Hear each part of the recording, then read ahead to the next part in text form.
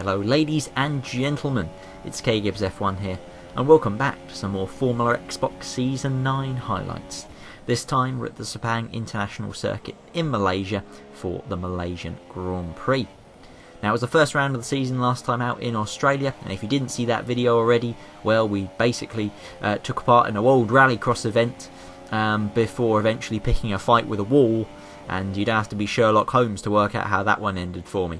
So it was P8 in the end after the front wing damage, pit stop and just general disaster of a race. So at least got some points out of it in the end anyway, and this time we're hoping for better. Now ultimately, as you can see, our first lap there, I had an absolutely appalling start. Couldn't find any grip or traction or find any talent at turn 4, and so we really did struggle on that first run. It did mean that our second run was 8.5 seconds up on the prior effort. Now while you'd be excited usually to see 8.5 seconds up on the Delta time, it was only because my first attempt was so poor.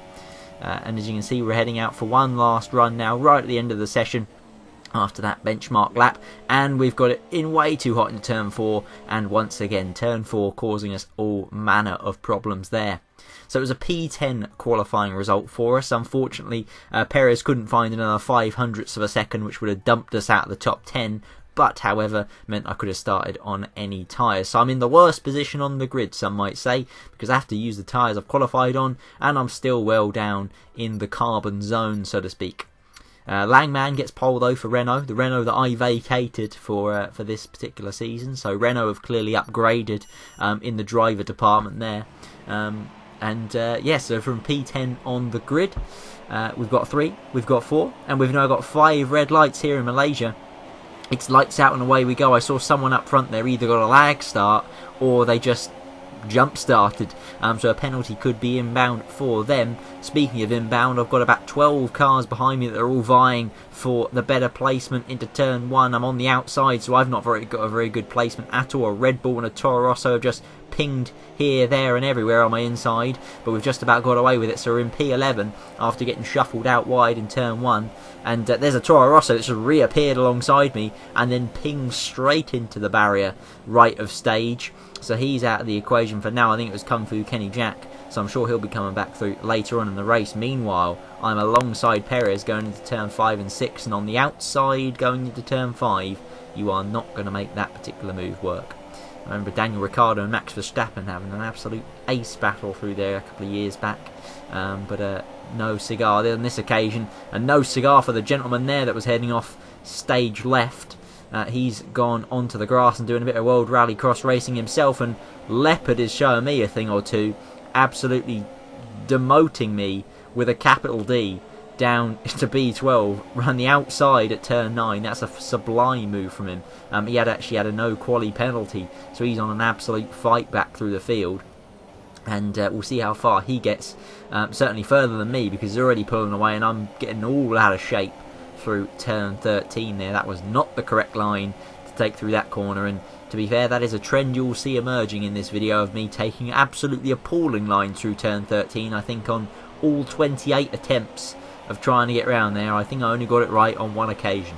So that kind of foreshadows what is to come, ladies and gentlemen, as I'm now closing in on Perez. Am I going to have a go into turn 1? I am nowhere near brave enough for that particular move, so he stays P10 for now. We're going to tuck into P11 and just try and get a bit of a rhythm going for this race. I've done absolutely 0 laps of practice, and so that is really showing in these early stages, and Perez has headed off track there, and that is an easy place for us, and he is in the kitty litter, and that is not where he wants to be today. And so we're now up to P10 ourselves. We're into the point scoring positions. I should also stress actually that points now go all the way down to 13th place in Formula Xbox Season 9. Cynics would say it's so drastic inferno. The absolute legend who runs this whole Formula Xbox gig can score points almost every week. There's what cynics would say. That is not what I'm saying, Midge, just as a disclaimer there.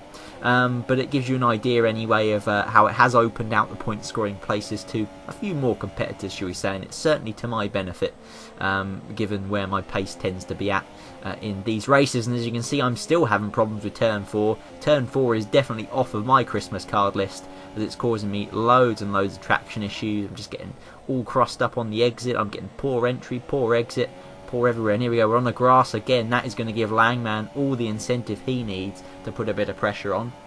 I don't really know how he ended up behind me, given he was the pole sitter and demonstrated quite a lot of pace. He may have actually been the guy who jump start. It may have been, rather than a lag start, a jump start from him from the front row. And if he'd had a drive-through penalty, that does somewhat explain it. I'm sure someone can enlighten me in the comments. I clearly pay a lot of attention to the drivers chat which I'm in. I don't at all have it muted on my Twitter feed at all. So we've actually held off Langman through turn 9 there, which is a bit of a surprise.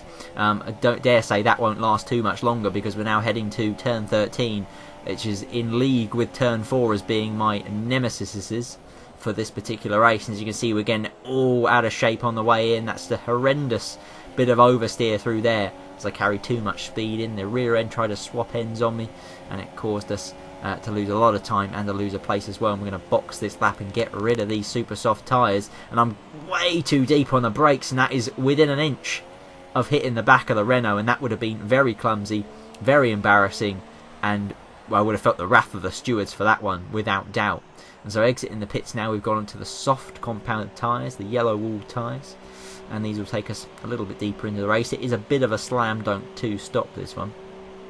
In dry conditions anyway, although the weather forecast does predict a little sprinkling of precipitation about mid-distance, so keep an eye on that, is all I'm going to say at this point. As you can see, we're getting all crossed up as we enter turn 1 on cold tyres. Well, I say cold tyres, a bit of an overstatement given they are at 100 degrees, but there we go. As you can see, that temperature though has dropped quite considerably at this point, because it has indeed started to rain. And Drastic Inferno, who is out there on his medium tyres in which he started this race, is now definitely struggling. So we've clawed up to the back of him pretty quickly really on our fresh soft rubber, and we're just looking for a way past at this point. I'm toying with the idea even of pitting, to be honest, because of how much the rain is coming down, and we've got EVR Bolton behind us, who has also made a pit stop. So the crossover point probably isn't too far away, particularly given how much I'm struggling, how much Drastic Inferno is struggling. I haven't looked to the inside at turn 10, but we're not doing anything into there. It'd be a bit of a bold, courageous, outrageous move to try and pull that one off. So now heading towards turn 13 again. How is it going to go this time? Drastic Inferno. It's not going well for him. He's doing exactly what I did a few laps ago with my battle with Langman. I'm having all sorts of problems myself, but just about scoop it up a little bit before the McLaren does. And so that's now P10 for us. And we are now going to be boxing this lap to try and get onto an intermediate tyre, and hopefully get a bit more grip. And as you can see, grip is definitely at a premium at this point. We're head off on the pit entry there, and Drastic Inferno has got back ahead of us, so he can't believe his luck. He's picked up P11 once again. Well, it was P10, obviously we've pitted now, so we're dropping down the order. It seems like the guys around us haven't made a stop yet. They all think it's a little too soon. My Mercedes mechanics are taking their time there. I believe actually because Sinan, way up the road, did actually make a pit stop on the same lap as I did. He pitted just before me. And so the Mercedes mechanics were clearly just kind of debriefing, I suppose, after Sinan's pit stop, and hadn't noticed me entering into the box. But we'll let him off that on this occasion. Usually they're replacing front wings, so it's the least I can do to let him off that one. So now P12 for us, Drastic Inferno ahead of P11. And we did ultimately go a little too soon, I think, onto the intermediate tyres. An extra lap or two would have probably been the best course of action. So me and Drastic Inferno and my teammate Sinan all lost a little bit of time in that particular incident. And as you can see, we're now closing in on Drastic Inferno. We've got the run out of turn 13. It's now a drag race towards the last corner, which we appear to be winning at this point, but he seems to be running a little bit less downforce than we are and is closing back in. And so heading into the hairpin now, Drastic Inferno goes deep. I'm going to try and get a switchback going here, and I get reasonably good traction, which is going to help me all the way down this reasonably long pit straight. So as we cross the line, we're in P11. We've got our nose ahead of Drastic Inferno, but he is nosing back alongside us, and he's going to have the inside into turn 1. I'm going to give him plenty of acreage on the inside there because of these conditions. I do not want him to be understeering anywhere near my side pod, thank you very much. And so that is now him back up into P11, and we settle back into P12 with that work to do all over again. So, like I said, fortunately, points go down to 13th now, because it looks like me and Drastic Inferno aren't getting much higher than, well, aren't getting into the top 10 in this race, put it that way, unless anything drastically changes. And so I'm still all over the back of this McLaren, who is putting up a pretty stern defence. Drastic Inferno always likes to defend pretty hard against me. Funny that. He's doing a very good job on this occasion. So heading out of turn 13, can we get the purchase, the traction required to try and pull a move into the hairpin? We obviously didn't, because I've cut away. Heading into turn 13 on lap 16, one lap later, who's going to get the better run out of the corner on this occasion? We've both been having really big troubles through there throughout the whole race, and it looks like I've just about got a better run out of that corner. We know I have less straight line speed, but I do have a bit of a slipstream. Am I going to have a go into the hairpin? I am, but that is a day late, $1 short, and without the necessary commitment to pull that one off. And so we've just about avoided clattering into the back of that McLaren, and we live to fight another day, at least in P12. So we don't want to throw away what points we do have at this position in the race, with no real threat from behind, given the distance. You can see on the map that Kev is behind us. P12 is a given. We don't want to go and throw that away, try and tackle Drastic Inferno P11. So we've got another good run out of turn 13. We seem to be getting a little bit better, and we've gone for a Daniel Ricciardo dummy there, and then we've just about sold it down the inside. Drastic Inferno gets a better run through the corner, but we've got better traction, and that is now paying dividends as we head down the straight. We're in a very similar position to what we were just a few laps previous, and so you'd imagine that McLaren is going to come steaming back down the inside of me once again. I again leave that space, and again Drastic Inferno gobbles that space up and gobbles up P11 once more, and so we're right on the back of him. I had to slam the brakes again there, through fear of hitting the back of him as he blocked past me and checked me up on the exit of turn 2.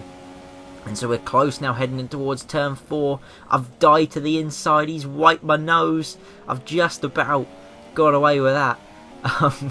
Managed to, my front wings live to fight another day. Everyone breathes a sigh of relief in the Mercedes garage. They could see another repair bill flying their way then as we head towards turn 9 now on the inside. No, Drastic Inferno covers that off, and again I just not quite committed enough on the brakes to make it work. But this is a fantastic battle. I've got a better run through T11 now. We're up the inside, and he's again held it round the outside, and he's gone wide though at the exit, so that's going to give us a chance through turns 12 and into turn 13 on the outside of 12. That is not where you want to be. I'm now headed to the car park, and Drastic Inferno keeps the place, or has he? Because he's now gone off at turn 13, no doubt distracted by my antics in the runoff area, and that is finally job done, and we are into P11, and Drastic Inferno is down to P12, and I finally have a bit of clear air in front of me. It took me 10 laps, but eventually we got the move done. And so as soon as I've done that, suddenly it's pit stop time again, because the conditions have just about come into the window for dry tyres. I know it doesn't look it when I'm running off into the grass in the pit entry once more, but that is less symptomatic of the conditions and more symptomatic of a bit of poor driving. As we now head back into the pit box, my Mercedes mechanics as astonished as previously that they're not having to fit a new front wing to my car in this race, and that's a pretty good stop there, 3.8 seconds, at least good for what I usually expect anyway, as now we head out of the pit lane on our soft compound tyres and hope that we haven't pitted too early at this crossover point like we did on the first one. Could I have gone for a super soft tyre? Probably. Hindsight is 2020, but ultimately at the time I was just so nervous about tyre deg and so nervous about the conditions that I didn't really think it through. As you can see now, heading out of the pit, heading out into our first lap, a bit of a recce lap really, just to see what the conditions are like. And as you can tell, we've probably rolled the dice a little bit too early and made that stop probably 1 or 2 laps too soon, as I'm getting it all out of shape on the exit of turn 11. Their teammates in the pits, as Sinan's boxed 1 lap after I have, and here we go, blue flag brigade arrives, and I've got to jump out of the way of the front runners coming through. So, well, we're 1 lap short. It makes my choice to go onto the soft tyres even more well, an even poorer one, because we've even got one lap less to do now, given that I've been lapped. So that's Booster Pony making his merry way ahead there. And no doubt we're going to get caught by several others, as you can see, and I'm just going to dive straight out of the way at turn 4. Was that intentional? Was that a mistake? I'm going to say it was intentional, just to save face on that one. I was just such a gentleman getting out the way for the leaders, you see. It wasn't like I outbroke myself, got a massive snap of oversteer and went to the car park or anything like that at all. As you can see, I'm still struggling. This is the second lap on these tyres, and I'm still all over the place through turns 5 and turn 6. So certainly not the kind of grip you would expect from a slick tyre, not least on what was a drying track. But there we go. I passed Height there. He's running with no front wing, so he's quite clearly had a bad day. He's not pitting either, which is particularly baffling, given he's losing so much time every single lap. But there we go. It's another place for me. It ends up being P11, which after an absolute shambolic race with several strategic missteps, several off-track moments, and a massively long battle with Drastic Inferno as well, which was very enjoyable but very poor for my overall race time. I'll take P11 all day long. And Elusive Kev there, 3 wheels on his wagon, just about summing up how bad my race was as well, I suppose, as his. He ended up P12, so he had an even poorer race than I did in finishing up behind me. So tough luck for Kev there. Better luck next time. So fortunately, as I mentioned way back at the start of this video, points now go down to 13th place, and so we did at least scoop a handful, or not quite a handful, but at least a smattering of points from this one. So it's 2 point scores from the first 2 races, and given that we've been terrible in both of them, I will most certainly take that as a result. So TOR Leopard ended up winning the race on that one, which is quite remarkable given he had a no quali penalty and started 15th. So very solid effort from him. We should have known he was going to win it from when he absolutely mugged me around the outside of turn 9 earlier as well. So props to him. Booster Pony second, and Kung Fu Kenny Jack coming home in third. So that was the Malaysian Grand Prix. Please let me know your thoughts in the comment section below as to how my race went, how your race went, and fill in any gaps which I either forgot about, got wrong, or just didn't include in the video. It'd be much appreciated to get an overview of what happened in the general race as well. So please like if you've enjoyed the video, and please subscribe if you're new around here for more F1 2017 and Formula Xbox shenanigans. But until next time, that is all for today. I've been KGibbs F1. This has been Formula Xbox Highlights. Until next time, see you later.